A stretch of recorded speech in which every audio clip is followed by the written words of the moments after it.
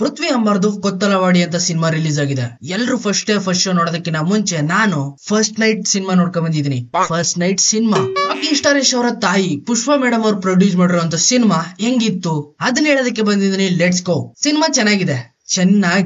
Natural ಆಗಿ ಹಳ್ಳಿ ಕಡೆ ಯಾವ್ಯಾವ ರೀತಿಯಲ್ಲ ಪಾಲಿಟಿಕ್ಸ್ ಅವರು ದೊಂಬಿ ಹೇಳಿಸ್ತಾರೆ ಅನ್ನೋದನ್ನ ನೋಡಿರ್ತೀರಾ. ಅದನ್ನ ಈ ಸಿನಿಮಾದಲ್ಲಿ ನೋಡ್ಬೋದು ನೀವು. ಎಕ್ಸಾಕ್ಟ್ಲಿ ತುಕಾಲಿ ಬಾಬಣ್ಣ, ತೂಕ ಹಾಕೋ ಬಾಬಣ್ಣ. KGF ಒಳಗಡೆ ಆ ಲೆವೆಲ್ ಅಲ್ಲಿ ಚಿನ್ನನ ಅಗದು ತೆಗದ್ಮೇಲೆ ಇವ್ರು ಯಾಕೆ ಇಲ್ಲಿ ಬೇರೆದನ್ನ ತೆಗಿಬಾರ್ದು ಅಂತ ಬಾಬಣ್ಣ ಮರಳ್ನ ತೆಗಿತಾನೆ. ಈ ಮರಳ್ನ ತೆಗಿಯುವಂತ ಪ್ರೋಸೆಸ್ ಅಲ್ಲಿ ಯಾರ್ಯಾರೆಲ್ಲ ಬೆಳಿತಾರೆ, ಯಾರ್ಯಾರೆಲ್ಲ ಸಾಯ್ತಾರೆ ಅನ್ನೋದೇ ಒಂದ್ ಸಿನಿಮಾ. ಸಿಂಪಲ್ ಆಗಿ ಹಳ್ಳಿ ಸ್ಟೈಲ್ ಅಲ್ಲಿ ಸಖತ್ತಾಗಿದೆ. ಓಪನಿಂಗ್ ಶಾಟ್ ಅಲ್ಲಿ ಪೃಥ್ವಿ ಅವರ ಫೈಟ್ ಇಂಟ್ರೊಡಕ್ಷನ್ ಜೊತೆಗೆ ಹ್ಯಾಶ್ ಟ್ಯಾಗ್ ಕೊಡ್ತಾರೆ, ಪೃಥ್ವಿ ಅಂಬಾರ್ ಅಂತ. ಆ ಎಡಿಟಿಂಗ್ ಲೆಂತ್ ಜೊತೆಗೆ ಆಕ್ಷನ್ ಕಟ್ಟಿತ್ತಲ್ಲ, ಮಸ್ತ್ ಆಗಿತ್ತು ಮಾತ್ರ ಎಡಿಟಿಂಗ್. ಪೃಥ್ವಿ ಅವರು ತುಂಬಾನೇ ಎಫರ್ಟ್ ಹಾಕಿದ್ದಾರೆ ಬೆಸ್ಟ್ ನ ಕೊಡೋದಕ್ಕೆ. ಕೆಲವೊಂದ್ ಕಡೆ ಮಾತ್ರ ಫುಲ್ ಎಫರ್ಟ್ ಹಾಕಿ ಮುಕ್ಕರ್ದು ಬಿಟ್ಟಿದ್ದಾರೆ, ಓವರ್ ಆಗಿ ಮುಕ್ಕರ್ದು ಬಿಟ್ಟಿದ್ದಾರೆ. ಪೃಥ್ವಿಗೆ ಇಲ್ಲಿ ಫೈಟ್ ನ ಸಖತ್ತಾಗಿ ಹೇಳ್ಕೊಟ್ಬಿಟ್ಟಿದ್ದಾರೆ ಸ್ಟಂಟ್ ಸಾಗರ್ ಅವರು. ಬಟ್ ಎಲ್ಲಿ ಹೊಡೆತ ಬೀಳ್ತದೆ ಅಂದ್ರೆ ಹೀರೋಯಿನ್ ನ ಕರ್ಕೊಂಡು ವಿಲ್ಲನ್ ಹೊಡೆಯಕ್ ಹೋಗ್ಬೇಕು, ಅದು ಕೂಡ ಬೈಕ್ ಅಲ್ಲಿ. ಫ್ರಂಟ್ ವೀಲ್ ನ ವೀಲಿಂಗ್ ಮಾಡ್ಕೊಂಡು ಎಗ್ರಿ ಹೊಡೆದು ತಿರ್ಗಾ ಅಲ್ಲೇ ಕೂತ್ಕೊಳ್ಳೋದಿದೆಯಲ್ಲ, ಅಬ್ಬಬ್ಬಬ್ಬಬ್ಬ ಎಲ್ಲಿ ತಪ್ಪ ಈ ತರ ಸ್ಟಂಟ್ ನೋಡ್ಬಿಟ್ಟು ಜನ ಎಲ್ಲ ಕಕ್ಕೋಬೇಕು ಅಂತ ನಗಾಡ್ಬಿಟ್ರು. ಹಿಂದ್ಗಡೆ ಕೂತಿರೋ ಹೀರೋಯಿನ್ ಫುಲ್ ಗಾಬರಿ.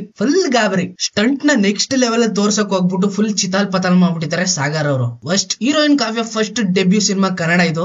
ಡೀಸೆಂಟ್ ಆಗಿ ಸ್ಕ್ರೀನ್ ಪ್ಲೇ ಒಳಗಡೆ ಎಲ್ಲರನ್ನು ಕೂಡ ಮ್ಯಾಗ್ನೆಟ್ ತರ ಸೆಳಿತಾರೆ. ಹತ್ರ ಬಾ. ಆಲ್ಮೋಸ್ಟ್ 70% ಈ ಸಿನಿಮಾದಲ್ಲಿ ಹೀರೋ ಆಗಿ ಮೆರೆದಿರೋದು ಗೋಪಾಲ್ ದೇಶಪಾಂಡೆ ಅವರು. ಈ ಸಿನಿಮಾದಲ್ಲಿ ಗುಜ್ರಿ ಬಾಬಣ್ಣ ಅವ್ರಾಗ ಆಕ್ಟ್ ಮಾಡವ್ರೆ. ಅವ್ರದೇ ಈ ಸಿನಿಮಾದಲ್ಲಿ ಮೇಲ್ಕೈ. ಅವ್ರು ಮಾತಾಡೋ ಭಾಷೆ, ನ್ಯಾಚುರಲ್ ಆಗಿರುವಂತ ಟಾಯ್ಲೆಟ್, ಟ್ಯಾಲೆಂಟ್ ಆಡಿಯನ್ಸ್ ನ ಗ್ರಿಪ್ ಆಗಿ ಹಿಡ್ಕೊಂಡ್ಬಿಡ್ತು. ಬಿಕಾಸ್ ಹೇಳ್ಬೇಕು ಅಂದ್ರೆ ಪೃಥ್ವಿನೇ ಮರ್ತು ಬಿಡ್ತೀವಿ ನಾವು. ಮೈನ್ ಹೀರೋನೇ ಮರ್ತ್ಬಿಟ್ಟು ಫುಲ್ ಫೋಕಸ್ ಎಲ್ಲ ಬಾಬಣ್ಣನ ಮೇಲೆ ಹಾಕ್ಬಿಟ್ಟಿರ್ತೀವಿ. ಆ ಲೆವೆಲ್ ಅಲ್ಲಿ ಪಾತ್ರದ ಪರಕಾಯ ಪ್ರವೇಶ ಹೋಗ್ಬಿಟ್ಟಿದ್ರೆ ಈ ಸಿನಿಮಾದಲ್ಲಿ ಗುಜ್ರಿ ಬಾಬಣ್ಣ. ಫಸ್ಟ್ ಹಾಫ್ ಮಾತ್ರ ಸ್ವಲ್ಪ ಲ್ಯಾಗ್ ಆಯ್ತು, ಏನು ಸ್ಟೋರಿನೇ ಇಲ್ವಲ್ಲ ಅನ್ನೋ ಒಂದು ಫೀಲ್ ಬರ್ಸ್ಬಿಡ್ತದೆ.